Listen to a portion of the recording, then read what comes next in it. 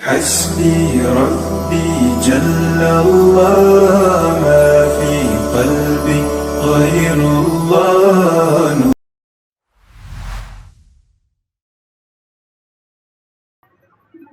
تو میں نے ابھی عرض کیا کہ اہل سنت والجماعت کے نظریے کے مطابق اہل بیت میں کون کون لوگ ہیں؟ ایک تو نبی کے تمام بیٹے، رسول اللہ کی 4 بیٹیاں، رسول اللہ کی 11 بیویاں، یہ اہل بیت میں ہیں۔ اور اس کے بعد خاندان بنو ہاشم اہل بیت رسول میں شامل ہے۔ اب اس میں کون لوگ ہیں؟ 3 تو رسول اللہ صلی اللہ علیہ وسلم کے کزن ہیں، چچا کے بیٹے، جو ایمان لائے اور ایمان ہی کے ساتھ اس دنیا سے گئے۔ جناب ابو طالب کے بیٹے حضرت علی المرتضی، حضرت جعفر طیار اور حضرت عقیل بن ابی طالب رضوان اللہ علیہم اجمعین، ان تینوں کی جتنی اولاد اور نسل ہے وہ ساری کی ساری اہل بیت میں شامل ہے۔ اولاد علی، چاہے وہ حضرت فاطمہ کے پیٹ سے ہے یا حضرت فاطمہ کے علاوہ بعد میں جتنی عورتوں سے حضرت علی نے شادی کی، چونکہ علی ہاشمی ہے اور بنو ہاشم میں رسول کائنات صلی اللہ علیہ وسلم کے دادا اور حضرت علی المرتضی کے دادا ایک ہیں، جناب عبد المطلب، اور یہ بنو ہاشم ہے۔ اس لیے حضرت علی المرتضی کی جو اولاد جتنی بھی آگے چلی، ایمان جن میں موجود ہے، چونکہ ایمان شرط ہے اہل بیت میں شامل ہونے کے لیے، تو وہ سارے کے سارے اہل بیت میں۔ حضرت علی کے بھائی جعفر طیار جو غزوہ موتا میں شہید ہوئے، ان کی اولاد جعفر یا بنو جعفر کہلاتی ہے۔ اور ان کے ایک بھائی تھے عقیل بن ابی طالب، تو یہ بنو عقیل اور اولاد عقیل بن ابی طالب، جن کے بیٹے مسلم بن عقیل کربلا میں اس سے پہلے کوفہ والوں نے شہید کیے، وہ حضرت حسین کے چچا کے بیٹے تھے۔ تو خلاصہ یہ نکلا، بنو علی، بنو جعفر، بنو عقیل، یہ تینوں اور ان کی اولادیں یہ اہل بیت میں شامل ہیں۔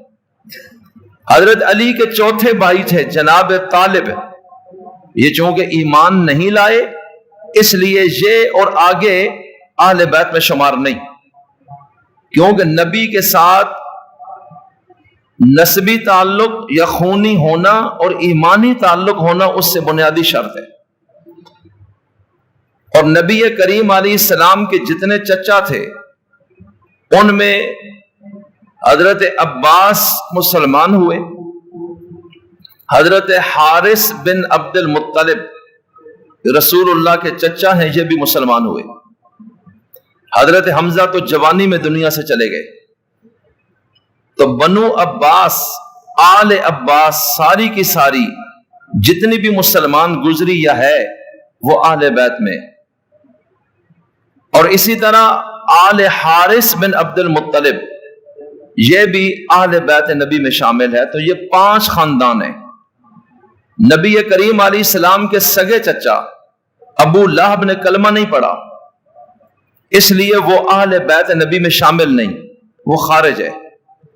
البتہ ابو لہب ہے تو وہ عبد المطلب کے بیٹا، لیکن رسول اللہ کے مقابلے میں آگے ایمان قبول نہیں کیا، اہل بیت میں شمولیت ممکن نہیں۔ تو ابو لہب کی نسل میں آئندہ جو لوگ مسلمان ہوئے، آیا وہ اہل بیت میں شامل ہیں یا نہیں، اس میں علماء کا اختلاف ہے۔ لیکن چونکہ خون وہی ہے بنو ہاشم کا، اور ایمان اگر قبول کر لیا تو ظاہراً ایسی کوئی دلیل نہیں کہ ان کو اس میں سے نکالا جا سکے۔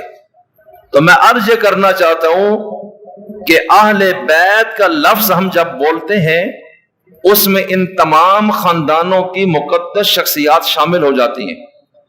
اہل بیت میں صرف 2-4 بندے نہیں، جس طرح ہم نے سمجھ لیا ہے کہ جناب حسن، حسین، فاطمہ، علی اہل بیت، باقی کوئی نہیں۔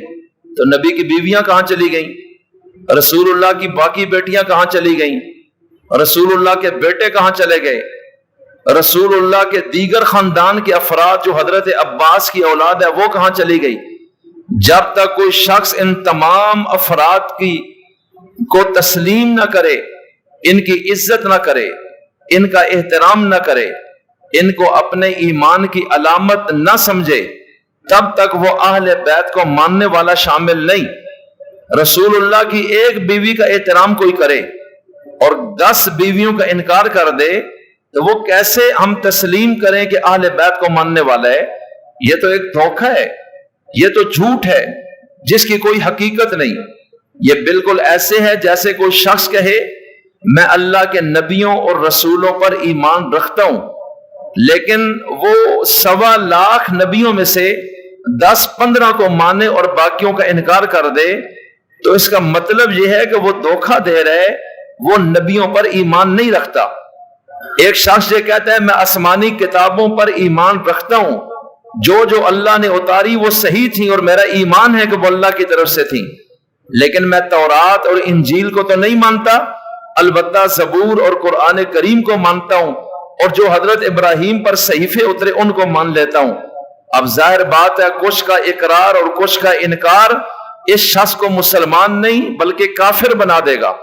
اس نے پوری چیز پر ایمان نہیں لایا۔ بالکل سیم یہی معاملہ ہے جس کا میں عرض کرنا چاہتا ہوں۔ آج پاکستان میں ایک فضا ہے، ناموس صحابہ اور ناموس اہل بیت پہ جھگڑا پڑا ہوا ہے۔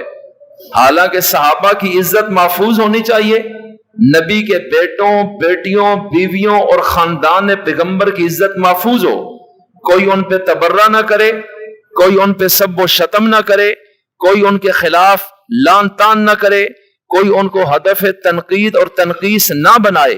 یہ تو ہر کلمہ گو کے ایمان کا حصہ ہے۔ اور جو لوگ کہتے ہیں ہم اہل بیت کو مانتے ہیں، اور اس میں تو اہل بیت کے ناموس کا بھی تحفظ ہے کہ جو ان کی عزت پر لان تان کرے گا اور تنقید، اس کو 10 سال سزا ہوگی، اور اس بل میں یہ چیز موجود ہے